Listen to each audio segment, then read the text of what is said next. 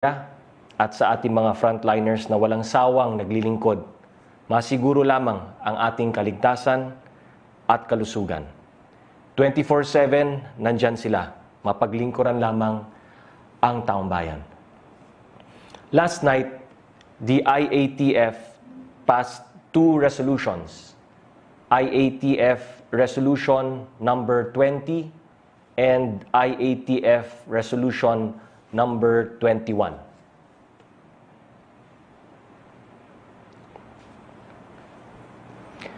Babasahin ko muna ang laman ng unang resolution, ang Resolution number 20.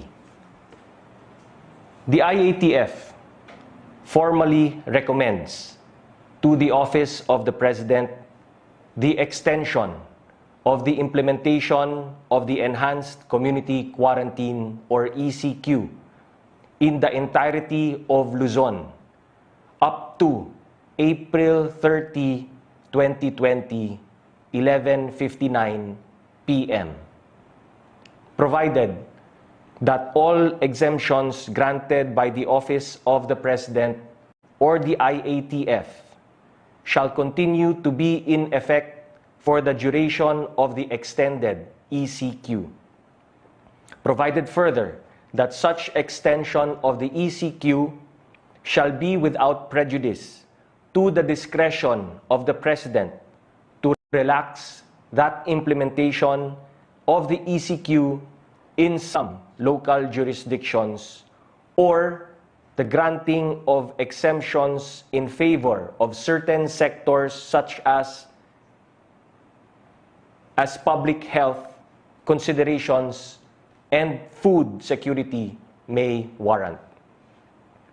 Formal na inirekomenda ng IATF ang pag-extend ng ECQ hanggang 11:59 p.m.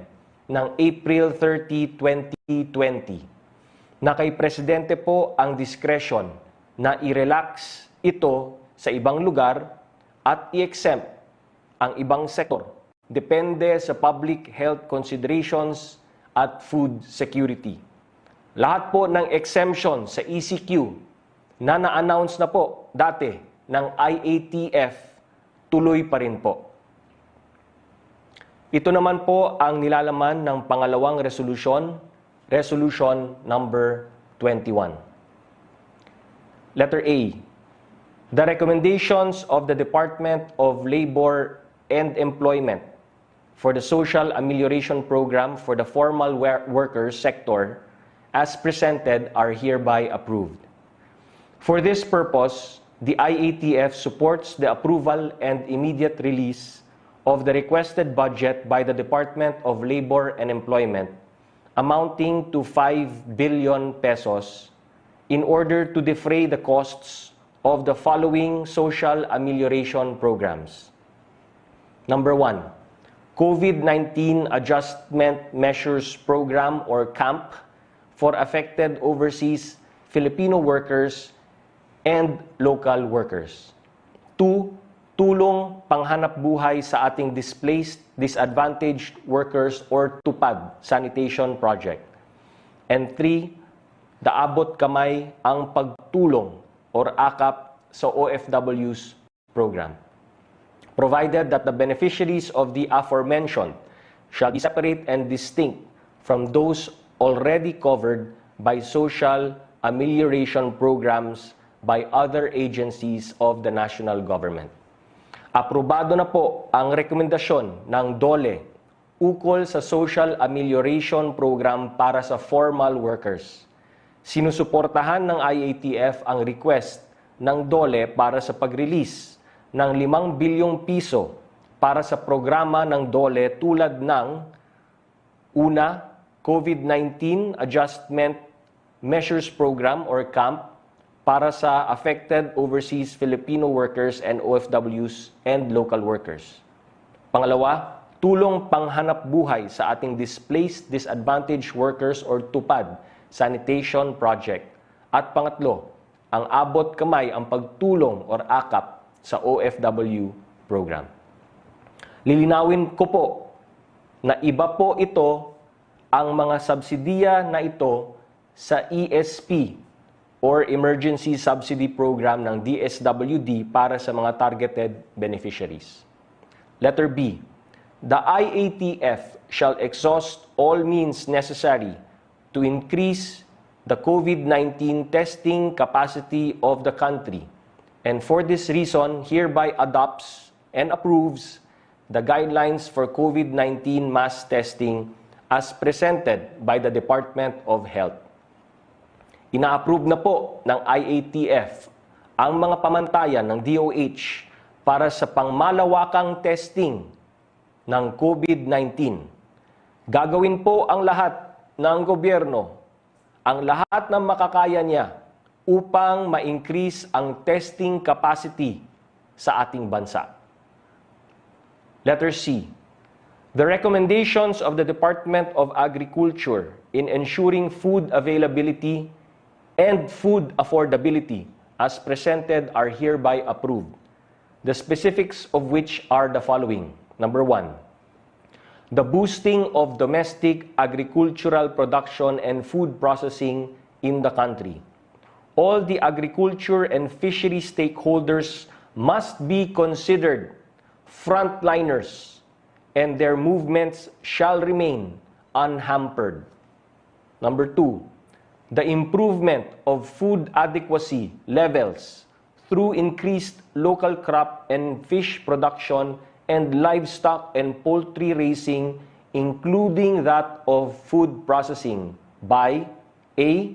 Sustaining budget for agriculture, and B.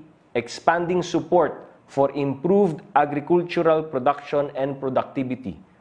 In addition to the previously approved budget of 8.5 billion pesos for the Rice Resiliency Project, the need for additional funding amounting to 22.5 billion pesos for the Ahon Lahat Pagkaing Sapat or ALPAS program or the Plant program of the Department of Agriculture is reiterated.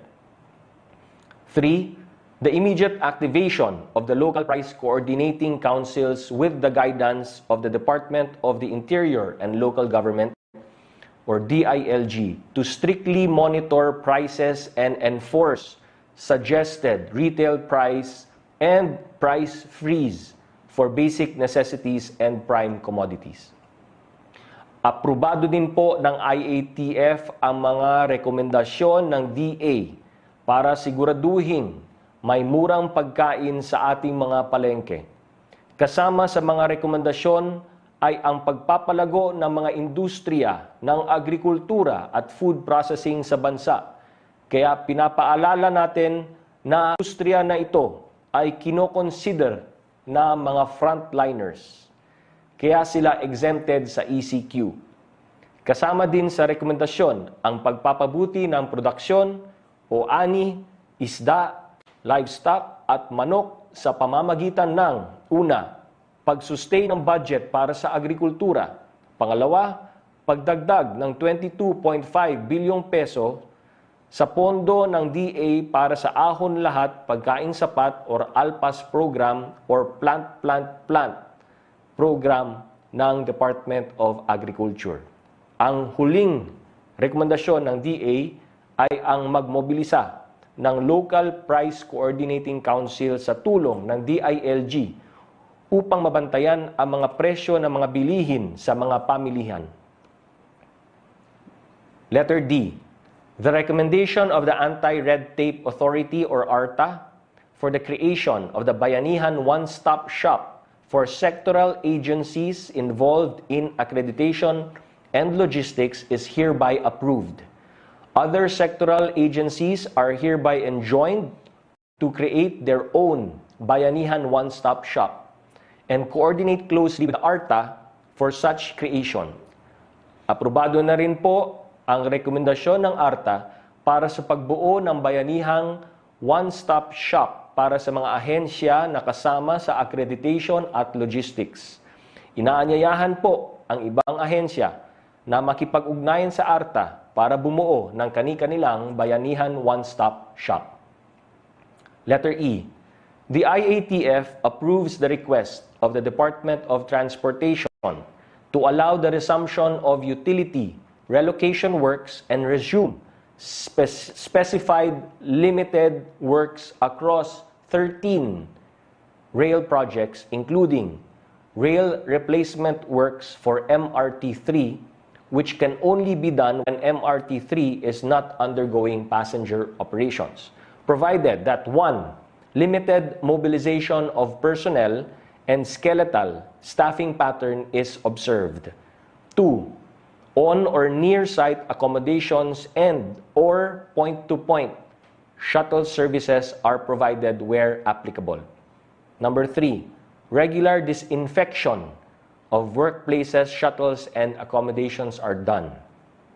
Number 4. Regular monitoring of personnel's health, especially for COVID-19 symptoms, is practiced. Number 5. Strict social distancing measures and proper hand hygiene and all other precautionary measures that the DOTR may implement are observed at all times. Aprobado na rin po ang request ng DOTR na ituloy ang mga utility relocation works at iba pang trabaho sa 13 proyekto tulad ng pagpalit sa riles ng MRT-3 na magagawa lamang pag walang operasyon ang MRT-3. Pinapaalala lang po natin na dapat i-observe ang una, paggamit ng skeletal staffing pattern. Pangalawa, ang paggamit ng point-to-point shuttle para sa mga workers dito. Pangatlo, ang regular na disinfection ng mga workplaces. Pang-apat, ang regular na pagmomonitor sa kalusugan ng mga nagtatrabaho. At panglima, ang striktong pag-implement ng social distancing measures. Letter F.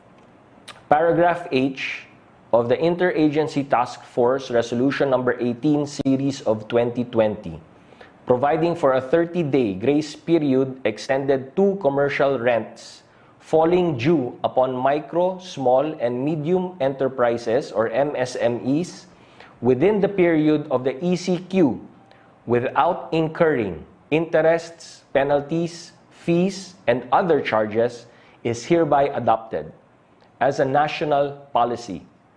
Thus, this policy shall apply to areas where ECQ is implemented for its duration.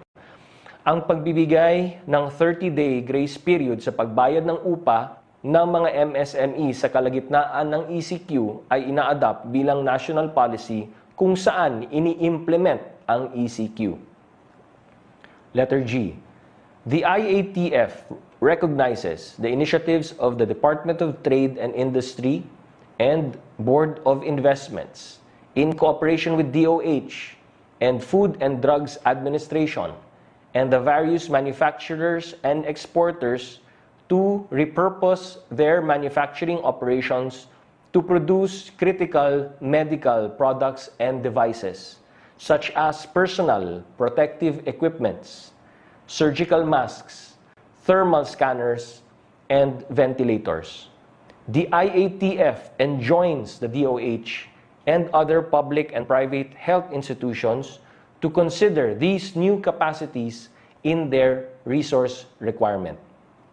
Kinikilala ng IATF ang mga inisyatiba at mga hakbang ng DTI, BOI, DOH, FDA at mga manufacturers at exporters sa pagre-repurpose ng kanilang mga factory para makapag-produce ng mahalagang kagamitan tulad ng personal protective equipment or PPEs, surgical masks, thermal scanners, at ventilators.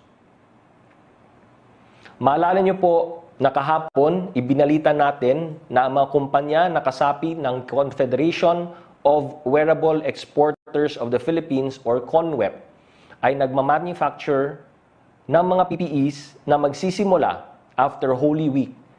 Isa ito sa mga produkto ng initiative ng DTI at BOI kasama ang Department of Health. Ang ganitong mga inisyatiba ang kailangan natin sa mga susunod na linggo para matugunan ang mga pangangailangan ng ating mga kababayan sa gitna ng ECQ. Kahapon, nakatanggap ako ng magandang balita mula sa alma mater ko, ang Philippine Science High School, na pumayag na gamitin ang Quezon City campus para sa pasyente at empleyado ng Philippine Children's Medical Center or PCMC. Pisay is not the only school that has opened their doors and opened their arms for our frontliners. The nurses and health workers of Medical City, for example, have found a new home in LaSalle Green Hills. May we all be inspired by their examples and open our hearts to those stricken by COVID-19 and those who care for them. Speaking of our health workers, the President yesterday signed Administrative Order Number 28, which grants a one-time Special Risk Allowance or SRA for frontline government health workers. Itong SRA ay ibibigay po sa mga public health workers or PHW na nagtatrabaho sa gobyerno, GOCC, or LGU, tulad ng mga NARS sa government or city hospitals. Ang qualified po dito ay 1. Civilian employees occupying regular, contractual, casual, or part-time positions. At pangalawa, workers engaged through contract of service or job order including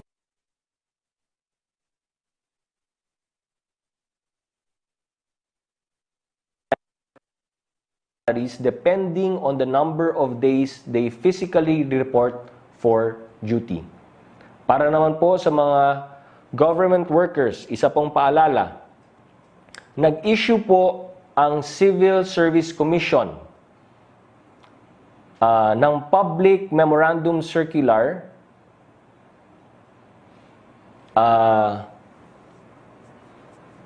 na bibigyan ang opisyal at empleyado ng additional 60 days o hanggang June 30 para i-file ang kanilang Statement of Assets, Liabilities, and Net Worth or SALN.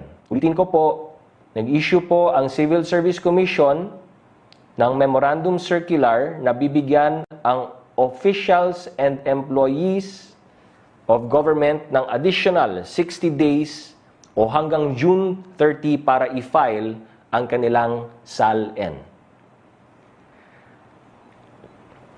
In the midst of this ECQ, government recognizes the importance of ensuring that families in need receive their subsidies at the soonest possible time. Nire-report po ng DSWD na tuloy-tuloy po ang pagpapaabot ng tulong pinansyal sa ating mga beneficiaries. Naibigay na po ang pondo para sa 3,723,833 4-piece beneficiaries na umabot sa 16.34 billion pesos. Nakatanggap na po ang 77,674 target beneficiaries ng Parañaque, the amount of which total 621.39 million pesos. Tuloy-tuloy po ang pakikipag-ugnayan ng DSWD para po maibigay ang tulong na ito at nakikiusap po tayo sa mga pinuno ng LGU na kung may mga concerns po tayo sa pag-distribute ng mga subsidies sa kanilang mga lugar, makipag-ugnayan ng diretsyo sa DSWD para matugunan agad ang mga pangangailangan sa lugar ninyo. Siguro mas mainam po na imbes na ilabas natin sa Facebook or sa social media ang ating mga concern or kahit sa anong FaceTime or app o kung ano-ano pa, direkta na lang po nating iparating sa DSWD ang ating mga concerns. Sama-sama, magtulungan po tayo para matugunan ang pangangailangan ng ating mga kababayan. Let us help each other, help the most needy. Together, the national government, our LGUs, the private sector, and the Filipino people can beat COVID-19. Together, we heal as one. Maraming salamat po. At huwag po nating kalimutan, bahay muna, buhay muna. Sasagutin ko na po ang mga katanungan mula sa ating mga kaibigan sa media. Marami-rami po ito. From Rose Novenario of Hataw.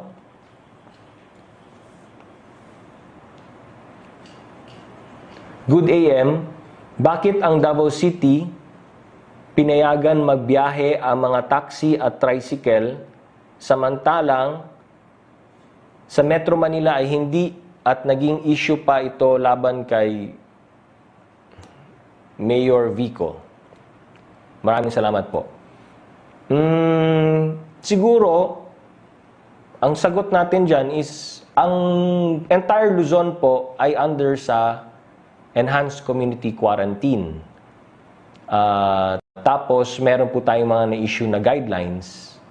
So, under yung guidelines na yun, under the enhanced community quarantine for the entirety of Luzon, ay nakipag-ugnayan po yung DILG sa lahat ng mga LGUs at nire-remind po sila kung ano yung mga pwede at hindi pwedeng gawin. Hindi lamang dun sa Pasig City, kundi sa lahat ng mga syudad, munisipyo, bayan, probinsya ng Luzon. So, meron pong strict guidelines na sinusundan para po coordinated ang lahat ng efforts under the ECQ. Labas naman sa ECQ, ay binibigyan natin ng palugit or freedom ang iba't ibang mga LGUs gamit yung mga guidelines po ng IATF kung kailan sila pwedeng mag-community quarantine dun sa kanilang mga lugar. Pero, ganun pa man, tuloy-tuloy naman po yung pakikipag-ugnayan ng DILG sa lahat ng mga LGUs kahit sa Visayas at sa Mindanao. From Ace Romero, the President admitted that the 275 billion peso allocation for social aid package during the lockdown is not enough to help low-income households for 2 months. But based on his report to Congress, he can tap more than 800 billion from budget appropriations, repurchase deals, and dividends as permitted by the Bayanihan Law. How do you reconcile this? Yung Bayanihan Law, if you notice, may leeway naman na binibigay yung Congress kung magkano yung pwedeng, kung ano yung itatap, no? Depende nga dun sa sitwasyon natin.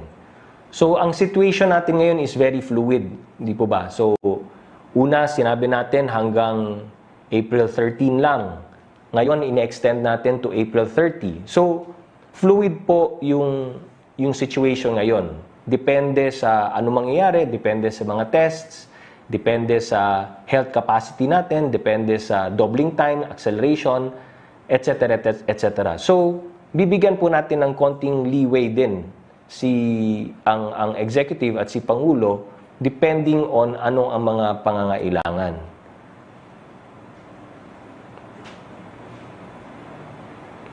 How does government intend to raise funds for the social aid package at a time when economic activity is significantly slower due to temporary business closures and sidelining of thousands of workers?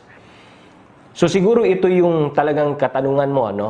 And kaya nga po, si Pangulo, nung binanggit niya po yung pangalan ni Secretary Dominguez, kasama rin po dyan yung buong economic team ng buong gobyerno. At ang challenge nga po para sa ating economic team is to source the money needed, no?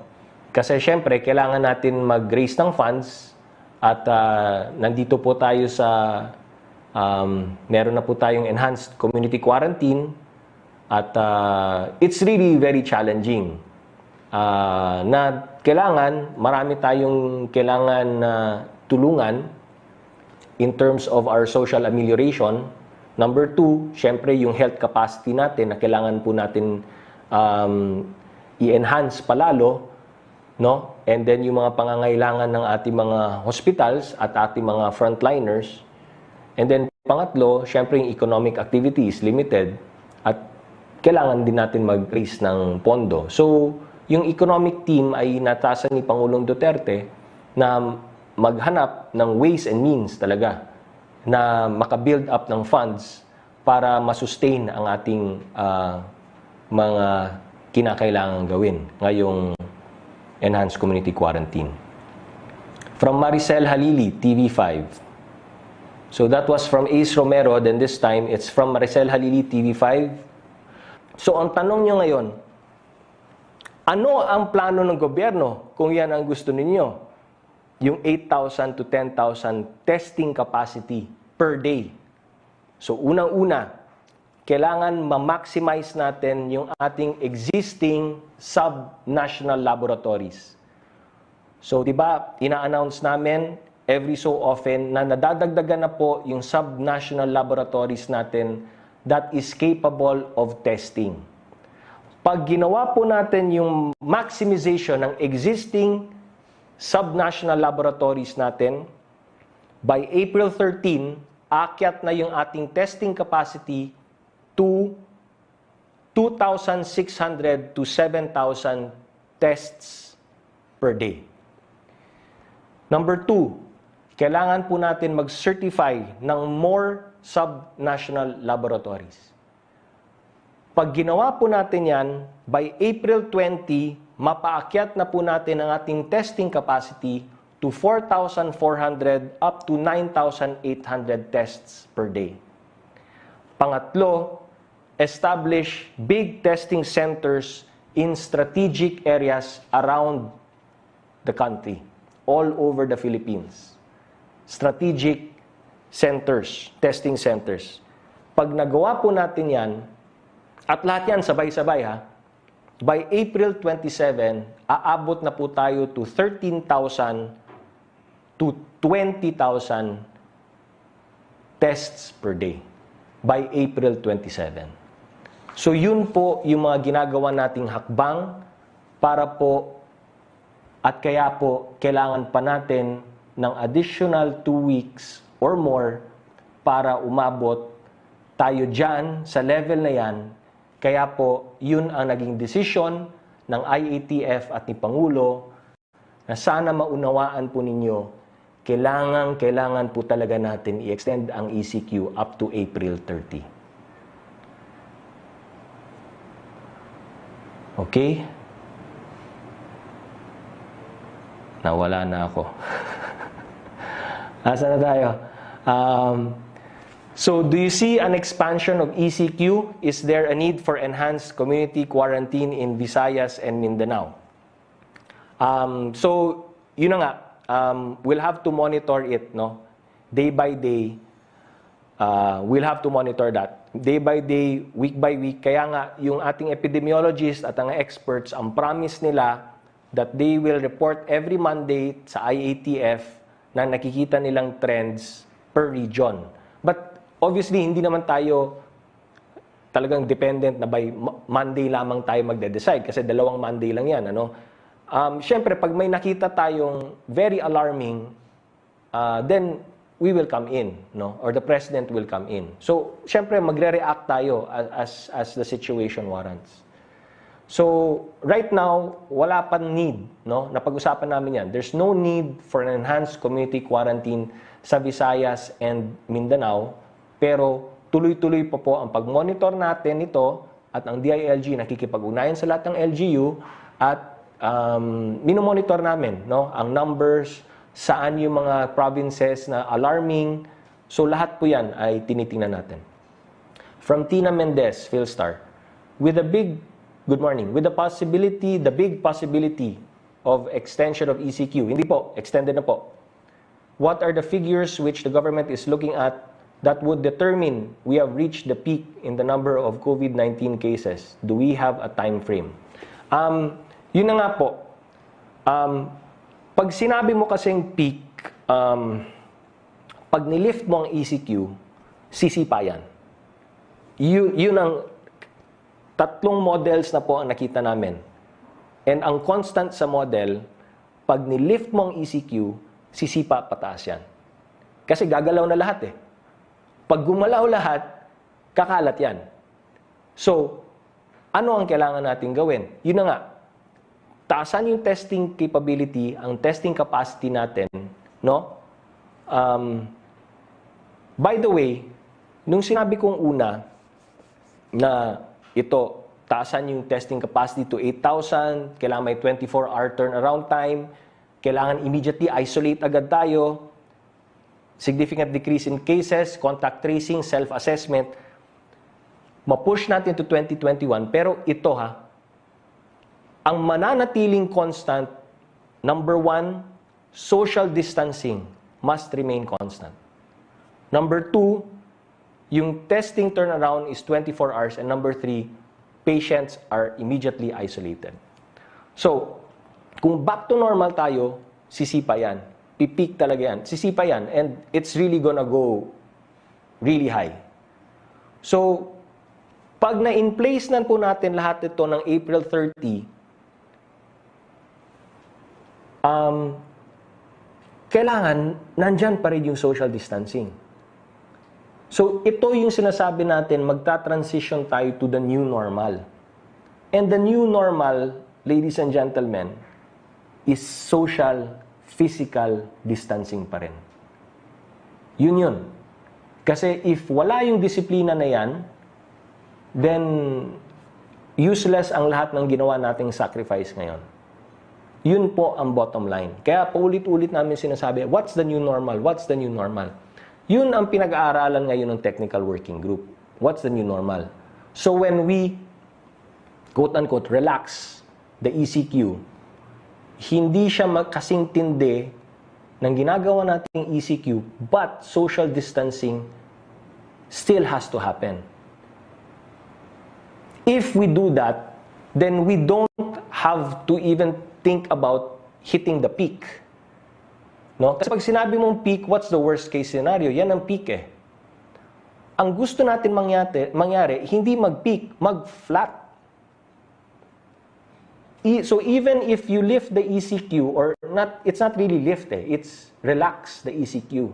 By April 30, kung lahat ng mechanisms na to are in place, social distancing still has to happen. Number 1. 2, testing still has to happen. And number 3, isolation also has to happen. Yan po ang new normal para ma-push back natin ito.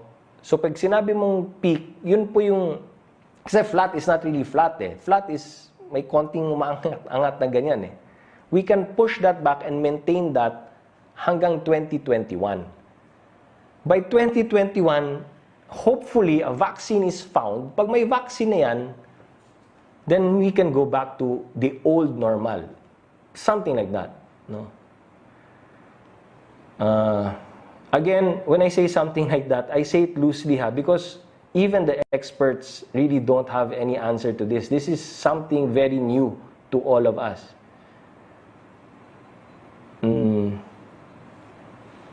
There are reports of increased number of deaths due to natural cases, particularly of immunocompromised patients. In reviewing the situation, how does the IATF factor in the statistics of deaths of PUIs but not actually tested for COVID-19 in the past 1 to 2 months?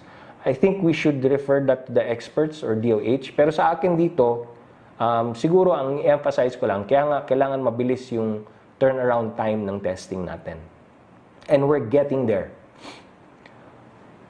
Number 2, has the President given consent to reclamation projects at Manila Bay? Please expound on his statements last night. Wala po. Unless you see a paper to that effect signed by him, then no, status quo pa rin. Number 3, please issue a statement on government efforts to prevent scams now prevalent in social media where hackers of FB accounts impersonate and ask money from unsuspecting contacts of a hacked account holder. Please report immediately to the PNP, Cybercrime Division, the NBI, or the CIDG. Joseph Morong, GMA 7. Why is the President saying now that the government does not have the money? No, he's not saying does not have the money.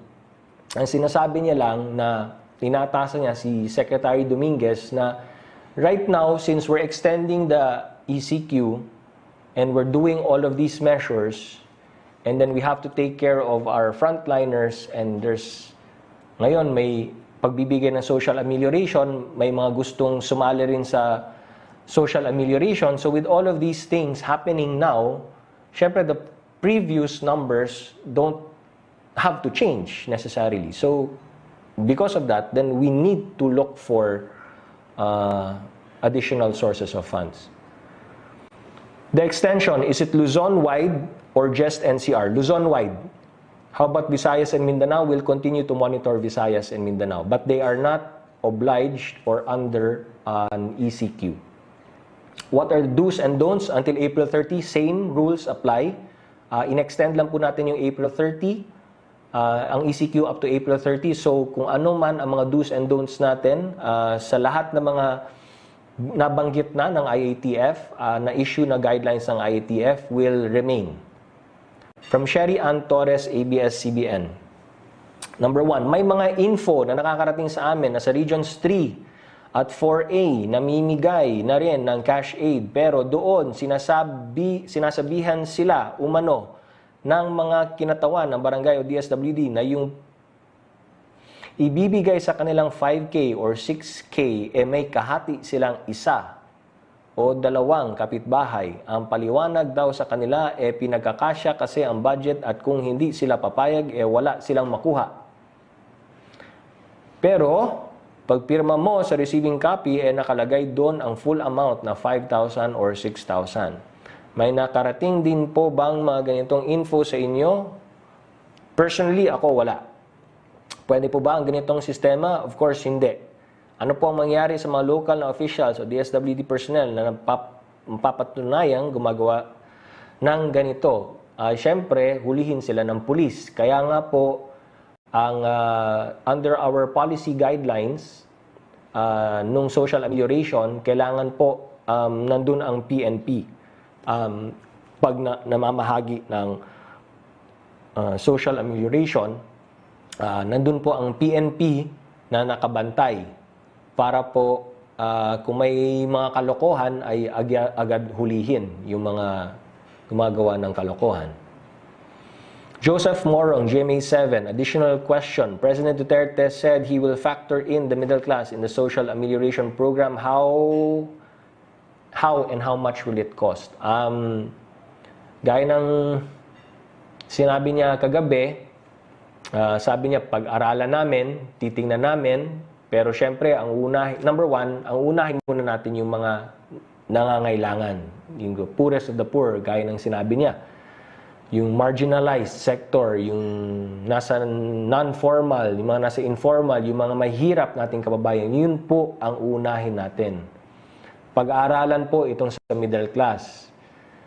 Syempre, pag-aaralan niya ng ating economic team, at pag-aaralan ang kung hindi naman social amelioration, kasi hindi sila pwede sa social amelioration. So, kailangan pag-aaralan natin ano pang maaring programang ibigay natin sa kanila.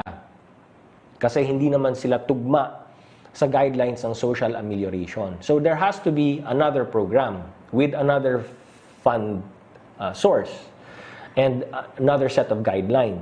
So, kailangan pag-aralan pa natin yan. Because it doesn't necessarily have to be a social amelioration package also.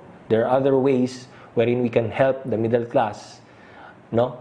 And not the same as the social amelioration. From Trish Terada, CNN. We'd just like to clarify the President's statement. Have the task force and the President decided to extend the ECQ? Yes. We've come to an agreement and like we said, ultimately, it will be the President who will decide, and he has decided, and we verified that after he spoke in his televised statement to the nation. Is it final already, sir? Yes. What made the government arrive at this decision? Na-explain ko na po. From Prince Goles, Politico, Abante. Good morning, Cabsec. Ano po yung protocol sa mga pasyenteng namatay sa COVID, particularly those who died inside their home? May ayuda po ba ang gobyerno sa pamilya ng namatayan dahil sa COVID? Yes. Na-announce po na namin ito na DSWD is giving 25,000 pesos burial assistance or assistance to the family ng namatayan. From Tuesday New, DZBB, question for Cabsec, saan hinugot ni Pangulong Duterte ang sinabi niyang nasa hangin na ang COVID-19? May official stand na po ba ang DOH o who dito? Or sorry, may official stand na po ba ang DOH or WHO? Sorry. Dito at nasabi ito ng Pangulo. Ang basis po ni Pangulo, sa mga, meron din siguro mga nakapanood nito, may isang Japanese television news network na lumabas ng news report, no, or documentary, if you will, kung saan pinag-aralan ng mga scientists and doctors yung tungkol sa microparticles ng breath ng tao kahit siya ay nagsasalita. So using nga yung infrared, these high-tech devices, na-detect po nila na even when a person is speaking, meron pong mga microparticles. Kahit hindi siya umubo, kahit hindi siya nag-hatching, merong nagsasalita lamang, may microparticles. Pero hindi pa po conclusive yan.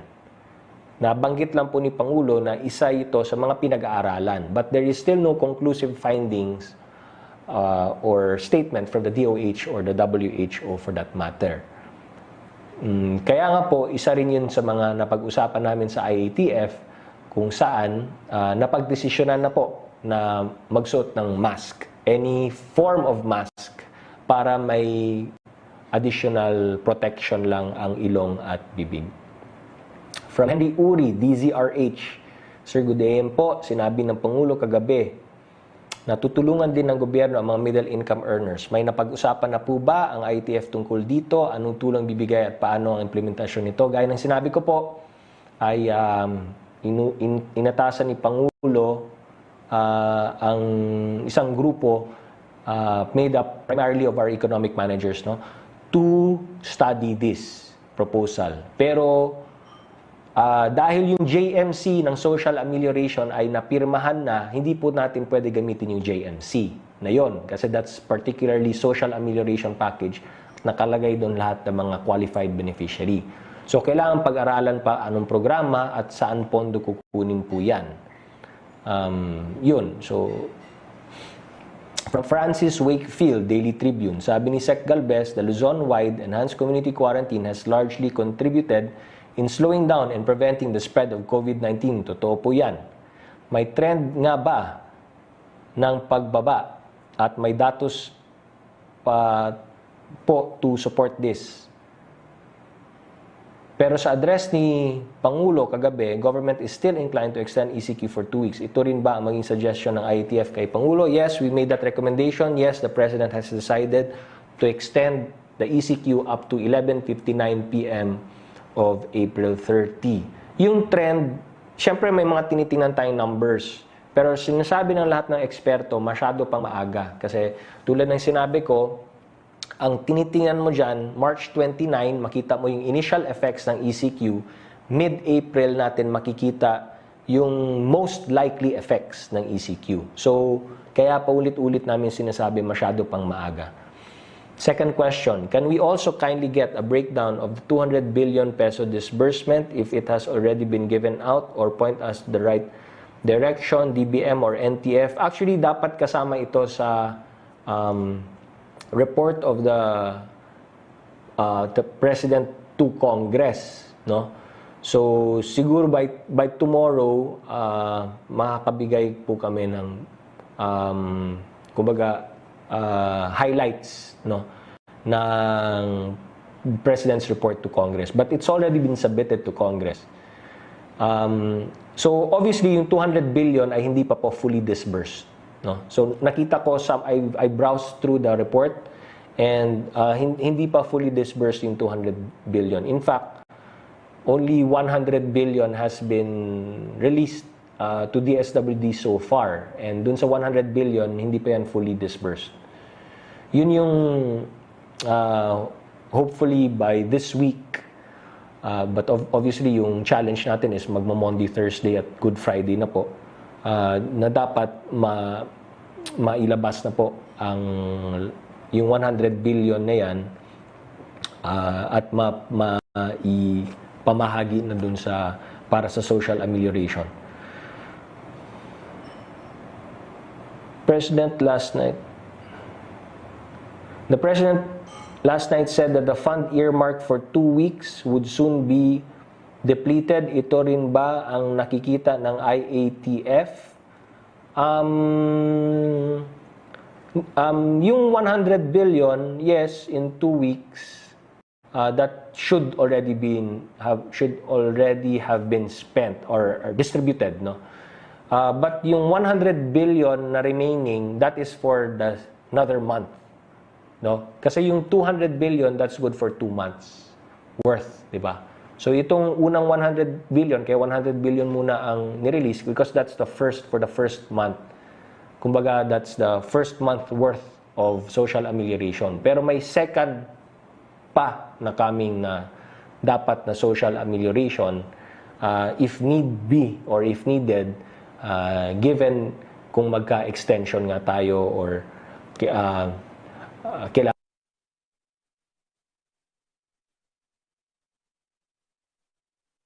natin tulungan yung mga mahirap nating mga kababayan.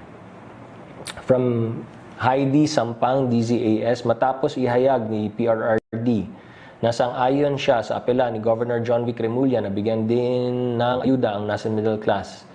Yes, seryoso bang kinokonsidera ng IATF ang bagay nito na binigay muna sa economic managers? So, they will submit, they will study make a proposal, then present to IATF. Pero wala pa po yan. Pinag-aaralan na po ba ito? May pagkukunan ba ng pondo? Kung sakasakali. Kaya nga po, inassign sa economic managers. From Celerina Monte, Manila Shimbun. PRD said, last night, the administration is exploring options to adjust the budget. One is bawasan ang budget ng ilang projects. Another is totally ilaglag yung ibang projects para unahin ang tiyan ng tao. Apparently, yung projects na refer ni PRD may budget allotment already. So what are these projects? What will be dropped in order to fund the government's COVID-19 response programs? Nasa batas po yan. Nasa Bayanihan to Heal Us Act. To Heal Us One Act. Nandyan po yan. So that's well within the powers of the President. Ano po? So wala pa po tayo sa point na yan. Although siguro ang sinasabi lang ni Pangulo is if kinakailangan talaga at mahaba pa tong laban na ito or we need more funds we need to fund more of these proposed programs or recommendations, then we'll have to source it from some items in the budget. Pero wala po tayo dyan. Jen Kabiling, Manila Bulletin. Please elaborate on the government's guidelines and goals of mass testing. How will COVID testing be implemented? How many people will be tested? Unahin po natin yung mga nangangailangan. So, I guess, kailangan klaruhin natin ito. Pag sinabi pong increase yung testing or mass testing, at sinabi na rin ito ni Secretary Galvez, Secretary Duque, Yusek Vergere, DOH, pag sinabi po nating mass testing, hindi po ibig sabihin anybody can test. Ha? Pag sinabing mass testing, itetest yung kinakailangang itest. Sino yung kinakailangan itest? Number 1. Nasaan yung aking notes? Number 1, yung severe symptoms with travel and history of travel and or contact. Yung may mild symptoms and vulnerable with history of travel and or contact with a COVID-19 patient. Yung mga mild but not vulnerable na may history of travel and history of contact with the COVID-19. And yung asymptomatic but with history of travel and history of contact with a COVID-19. Bakit ganun yung aking pag-pronounce na mga yun? Because yun ang order of priority. So, if you see, yung last order of priority ko is yung no symptoms but with history of travel and or contact ng COVID-19. At the end of the day po, kailangan may reason ka for testing. Hindi yung basta-basta ka lang nag-test dahil trip mo. Right? So, yun. Kaya, who has history of contact with COVID-19? Frontliners po natin. Sila yung, syempre, priority, di ba? Health workers, frontliners. So, ibig sabihin ang bottom line, nag-travel ka ba? May contact ka ba with the COVID-19? Ito yung ating priority for testing. So, when you say mass testing, let's also still have that discipline. Na let's reserve the testing for those who need it. Di ba? Symptomatic, obviously, yes. But even those asymptomatic, yung kolatilya natin dyan, kailangan meron kang history of travel or may contact ka with a COVID-19 patient. Kasi kung nakatago ka naman din sa bahay at hindi ka naman lumalabas, wala ka namang contact with the COVID-19, ba't ka pa magpapatest at wala ka pang symptoms, di ba? So, that's just want to emphasize that because we don't want people now saying, oh, gusto ko magpatest, gusto natin magpatest. Then you will be overwhelming again our laboratories. Diba? Because ang game plan natin is not to overwhelm our healthcare facilities. Diba? So, that includes now the laboratories because at this point, yung laboratories natin is also one of our more important assets. Nasaan na tayo? Okay. Ito na. Additional announcement. Dagdag impormasyon lamang po, may financial assistance na po para sa LGUs upang mabigyan sila ng tulong laban sa COVID-19 na ilalabas na ng Department of Budget and Management or DBM. Ito ang Bayanihan Grant to Cities and Municipalities. This will be equivalent to 1 month of LGUs internal revenue allotment totaling 30.824 billion pesos. Sa ating pong mga tagapangasiwa sa lokal na pamahalaan, salamat po sa inyong pakikipagtuwang sa national government. Tunay nga po kayo ay kabalikat ng bayan sa labang ito. Sa ating mga kababayan, maraming salamat po sa inyong pakikipagtulungan sa inyong pamahalaan. Before ko tapusin to, siguro isa na lamang po. Yung dito sa Social Amelioration Program, syempre yung mga LGUs, tinap po ng DSWD at ng mga national agencies para tulungan po tayo sa pag-distribute ng ating mga social amelioration para sa ating mga kababayan na naghirap. Ngayon, may mga LGUs na binigyan na po sila, number 1, binigyan na sila ng kanilang, kumbaga, number 1, may mga LGUs na pumirma na po ng MOA.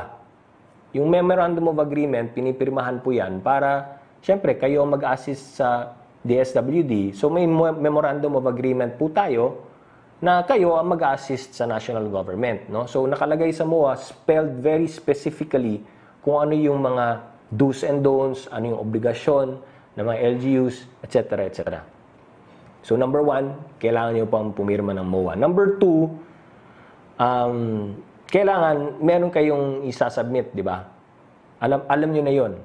Kung ano yung isasubmit ninyo, no? Hindi ko na kailangan banggitin dito kasi na-brief na kayo ng DSWD. So, kung ano yung kailangan yung isubmit sa DSWD, Pakisubmit na po, kasama po yung MOA. Para sa ganun, maumpisa na po natin. Ngayon, may mga LGUs kasi na nag-alala, sinasabi nila, itong bibigay nyo na social amelioration, hindi ito namin mapapaabot sa lahat ng gusto natin mapaabot. Kasi ang sinasabi ng iba na, hindi, pasok naman yung iba dito sa ating pasok naman yung iba dito sa mga list of qualifications na mga beneficiaries. So meron ilang mga pamilya dyan na gusto ko sanang isama pero hindi ko maisama for whatever reason. In other words, gusto po nila ng dagdag, karagdagan. Pamilyang gusto po nilang bigyan. So, ang nais lang po namin sabihin sa inyo, meron po tayong appeals system and mechanism. Okay? We have an appeals system in place na you can refer to or you can go to appeal to the DSWD and the national government kung meron pang mga sa palagay ninyo hindi na isama na kailangan isama dahil sila naman po ay qualified. Pero wag na po nating i-delay ang pamamahagi po ng ating social amelioration. In other words, don't let that be the cause of delay. Di ba? Ibigay na po natin yung tulong. Ngayon, kung may mga hindi na pagbigyan, then that's the time that you go into the appeal system. And then titingnan po natin kung yung ibibigay nyo ba, na ina-appeal nyo ba, ay pasok o hindi. Without guarantees. Kasi syempre, i-check pa natin yan sa database, i-check pa natin yan kung nagdoble na or sobra na, kung kasama ba sila sa 4Ps, kung kasama ba sila sa DA, Department of Agriculture, kasi may programa din ng Department of Agriculture para sa farmers and fisher folk. Kung kasama ba sila sa DOLE, sa mga formal workers. Siyempre, i-vet pa namin yan at ibabangga pa namin yan dun sa database na hawak po ng national government. Kaya sinasabi ko, no promises. Pero, ang bottom line is, bigay na natin. Bigyan nyo na yung MOA, bigyan nyo na lahat ng mga requirements para po mabigay na natin ang tulong sa inyong mga constituents. Based doon sa napag-usapan with DSWD. Kung meron po kayong gustong i-appeal sa DSWD, huwag po kayong pumunta sa Facebook or sa Twitter or sa social media or sa FaceTime or sa kung saan-saan kasi hindi makakarating yan at hindi po yan yung proseso. May appeal system po tayo.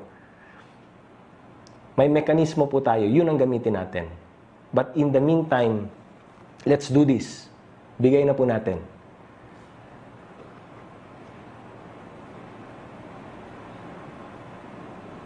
Mga kababayan, nasabi na namin ito kahapon at ulitin po natin. Kayo po ang first line of defense sa gyerang ito. Bahay muna, buhay muna. At sa ating mga kasama, sa pagpapalaganap ng tama at napapanahong impormasyon sa iba't ibang mga media outlets sa TV, radyo, dyaryo at online na kung saan naka-hook up po kami ngayon. Maraming salamat po. Magandang umaga po muli and may God bless and protect each and every one of us. Hiningi po namin muli sa inyo ang inyong kooperasyon, ang ating pagkakaisa, ang ating pagtutulungan, lalong-lalo na po ngayon na i-extend po natin ang Enhanced Community Quarantine. Panghuli na lamang po, ngayong panahon ito, siguro ito yung tamang panahon na kung saan tayo dapat ay magbayanihan.